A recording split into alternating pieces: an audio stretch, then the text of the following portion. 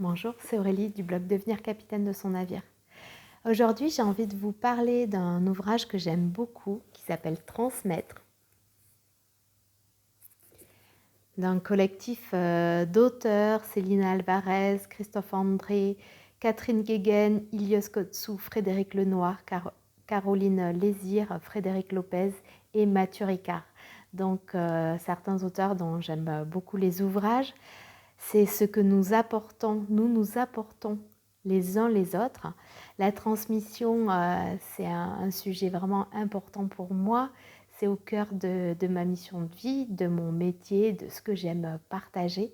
Et c'est ce livre aussi qui m'a permis de retrouver le goût de ce mot, transmettre, que j'associais beaucoup à du cours magistral. En fait, la transmission, pour moi, c'était le cours magistral. Et ça m'a permis de le voir différemment. Donc, c'est plusieurs chapitres. Déjà, le livre est très beau. Je suis beaucoup sur les livres numériques. Moi, vous le savez, pour le voyage, pour le minimalisme, mais j'aime bien avoir quelques livres papier et celui-là, je l'ai gardé même dans mon tri.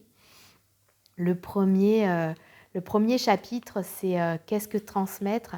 Et c'est vraiment la notion de on transmet ce que l'on est et c'est vraiment ce que l'on incarne que l'on transmet le mieux.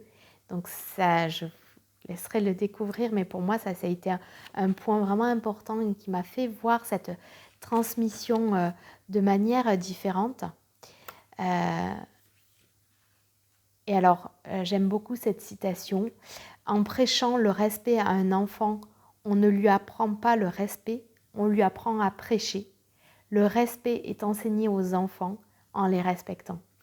Donc, pour moi, ça représente un terme qui est vraiment très important et dont je parle souvent dans mes formations. C'est la congruence.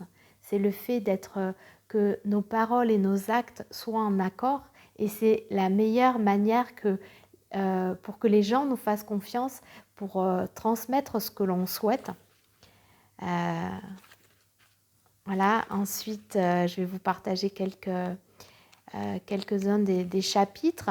On a Catherine Guéguen sur l'enfance, une étape clé dans la transmission. Céline Alvarez crée un contexte favorable à la transmission, donc qui travaille sur des pédagogies différentes, notamment pour les enfants. Et Frédéric Lenoir, transmettre les clés pour devenir soi-même. Transmettre pour moi, ce n'est pas tant enseigner des connaissances, des informations ou un métier, ce que l'on apprend à l'école actuellement. C'est permettre aux autres de grandir en leur donnant de l'amour et de grandir en conscience en leur apportant les clés pour se connaître.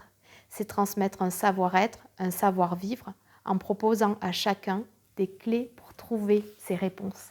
Et pour moi, c'est vraiment, ça incarne tout à fait ma vision de ce métier et la vision aussi de ce que je souhaite partager, que ce soit à travers des vidéos ou à travers des articles. C'est vraiment incarné. Donc avoir le temps de digérer aussi ce que je fais, ce que j'apprends avant de le partager pour suffisamment l'incarner.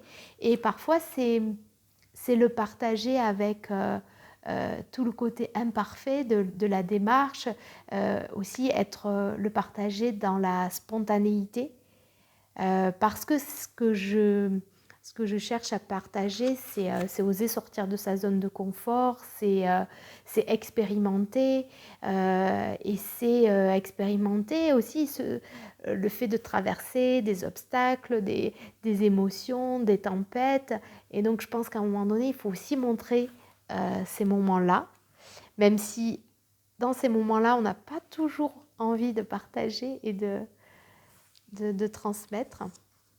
On a un chapitre aussi de Mathieu Ricard, transmission spirituelle, quand le messager est le message.